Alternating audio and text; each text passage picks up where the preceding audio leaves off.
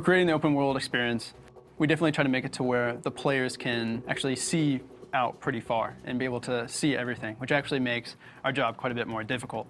But we know a lot of games just confine players to a certain area, using mountains mostly, and we just really decided we didn't want to do that. You know, we wanted to have an open world that players can really go anywhere. And the thing is, they have jetpacks, so they can pretty much get anywhere they want to go.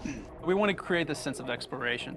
So if the player sees something, he'll usually want to go to it. So if we have like this really cool mountain out in the distance, or if we have this island way out there, the player will usually try to find a way out there. And if they do, we try to usually create something. My favorite environment was, it doesn't have a real name, it's just our nickname for it, but Mushroom Island, the one you were working on. Yeah. Like at first, when you go into Copa, you pretty much go on this drop ship and you'd see it right at the very beginning. And for a long time, it wasn't playable. Finally, we went through and then made it all playable just recently. And so when you actually go from Copa over to there, you can actually work your way up to the top.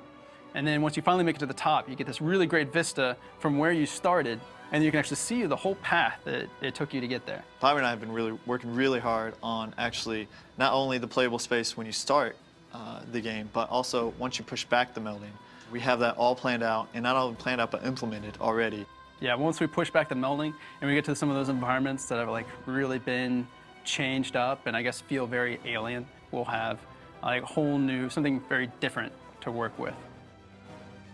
So Forge, yeah, no, I've worked in quite a few different game engines. I would say Forge is by far the easiest when it comes to moving things over and then also editing terrain and so many other things. It's very intuitive. I mean, we've had several times when we've had entire cities we've built, and it's like, oh, guys, we need this moved like a mile down the beach. And it's like, oh, okay, well, it's not gonna be that bad because the tool we work with actually just gives us the liberty to copy it, the whole city, and paste it down the beach. What's really cool about Firefall, another other thing that's really cool, is just the fact that we incorporate our PvP maps into our open world. If you go on to the coast, they had actually built this whole city just for games and an arena to watch all of the multiplayer and the PvP fights going on. And then you have it the other way around, where we'll go through and we'll make something like the Chosen Fort or Shantytown, and they'll go in, and it's actually a really fun environment. And we're like, wait, you could actually make this into a PvP map. So we have story pretty much going from PvP to PvE and then back and forth.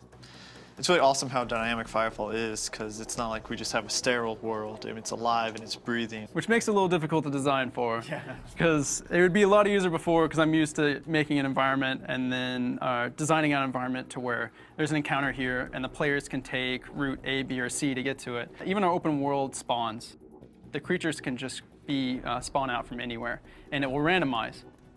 It's such a big world, and it's so open, and you have jetpacks, and you can go anywhere, that I want to really make the player feel like they can really just dive into our environments and really almost get lost in this world we've created.